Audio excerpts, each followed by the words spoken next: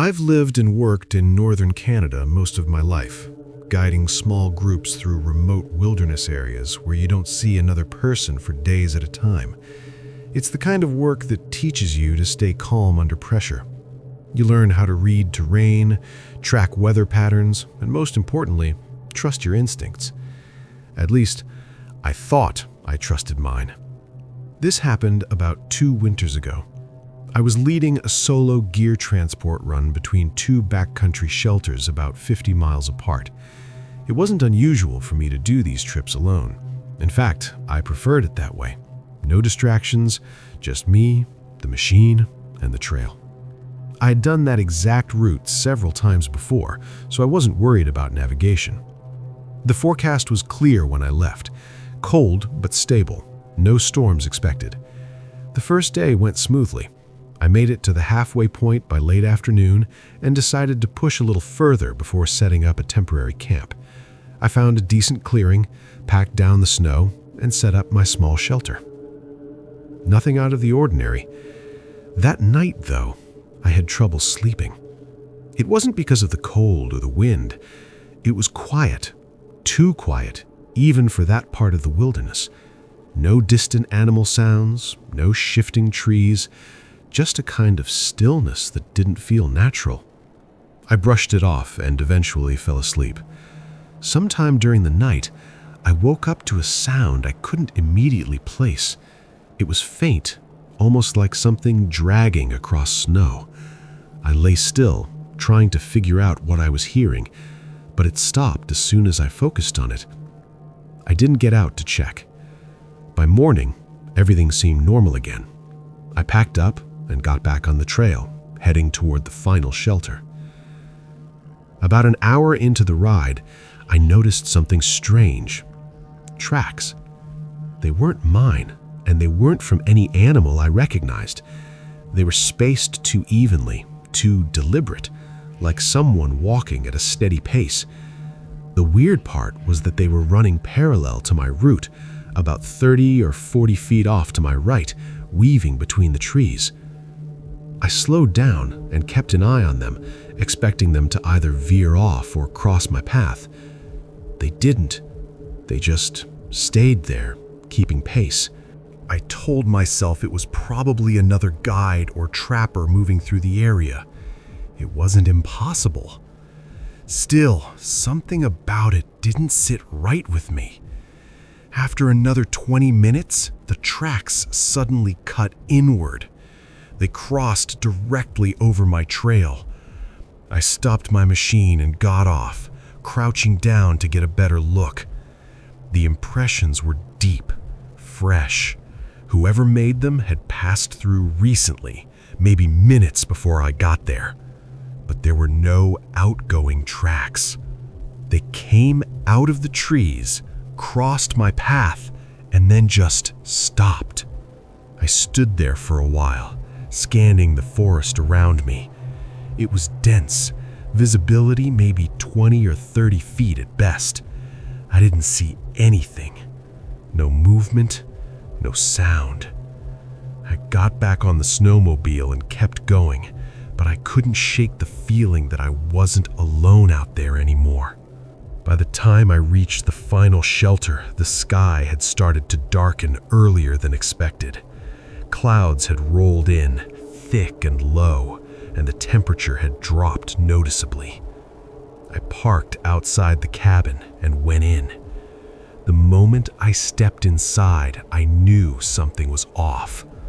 The place was warm. Not just slightly warmer than outside, actually warm, like someone had been there recently.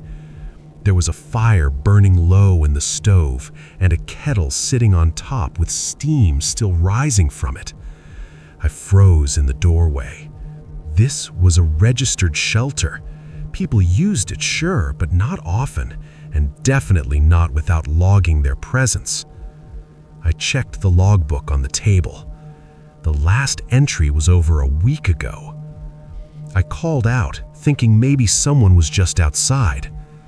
No answer. I stepped further in, scanning the room. Everything looked normal at first glance, but the longer I stood there, the more details started to stand out. There was a backpack in the corner, not just placed there, dropped, like someone had taken it off in a hurry.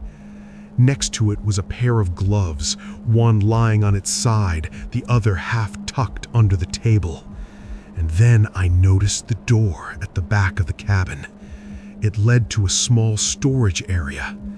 It was slightly open. I don't know why, but that's what made my chest tighten. Something about that door felt wrong. I approached it slowly, every step feeling heavier than the last. The cabin was completely silent now, the kind of silence where you can hear your own heartbeat. I reached the door and pushed it open. The storage room was dark, but I could make out shapes, boxes, tools, supplies stacked along the walls. And then I saw it. More tracks. Not outside, inside. Footprints in the thin layer of snow that had been dragged in from outside. They started near the back wall and led deeper into the room. But they didn't come back out. I stepped back immediately, my instincts finally kicking in. Something wasn't right. None of this made sense.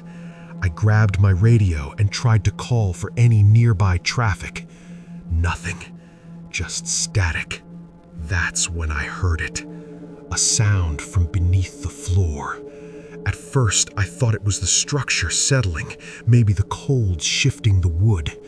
But then it came again, a dull, uneven thumping, like something hitting the underside of the floorboards. I stood there frozen, trying to convince myself I was imagining it. Then it turned into something else. Scratching. Slow, deliberate scratching, moving from one side of the room to the other. I backed away toward the main door, my eyes locked on the floor. Every instinct I had was screaming at me to leave. And then it stopped. For a second, there was complete silence. Then came a single, muffled sound.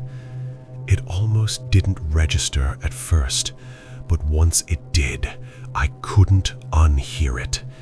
It sounded like a voice, weak, hoarse, not words, not anything clear, just the sound of someone trying to make noise with whatever strength they had left. I didn't stay to figure it out. I ran. I didn't pack anything, didn't shut the door behind me. I just got on my snowmobile and started it as fast as I could. As I pulled away, I glanced back at the cabin, and I wish I hadn't. Because for just a split second, I saw movement in the doorway. Not someone stepping out, just something shifting in the darkness. I rode hard for the next couple of hours, barely keeping track of direction. The weather had worsened, snow starting to come down heavy, but I didn't care. I just needed distance. Eventually, I reached a ranger outpost and reported everything. They took it seriously enough to send a team out once the storm passed. A few days later, I followed up. They told me they found the cabin, but according to them, everything was normal. No signs of recent activity, no fire in the stove, no backpack, no tracks, and no sign that anyone had been there at all.